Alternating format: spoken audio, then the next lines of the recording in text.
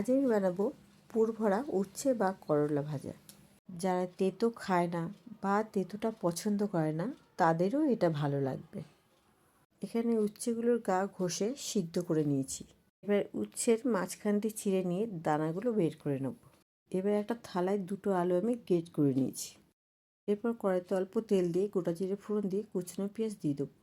নেড়ে চেড়ে পেঁয়াজের হালকা রং তুললে গ্রেট করা আলু, পরিমাণ মতো নুন দিয়ে নেড়ে চেড়ে জিরে গুঁড়ো, ধনে গুঁড়ো, হলুদ, কাশ্মীরি লঙ্কা গুঁড়ো, চাট মশলা, অল্প জল দিয়ে কষিয়ে নিয়ে জল দিয়ে দেবো। গ্যাসের আঁচ কমিয়ে নেড়ে চেড়ে শুকনো করে নামিয়ে দেবো। এরপর পুরটা ঠান্ডা হলে উচ্ছেগুলোর মধ্যে পুর ভরে দেবো। সব কটা উচ্ছের মধ্যে আমার পুর ভরা হয়ে গেছে।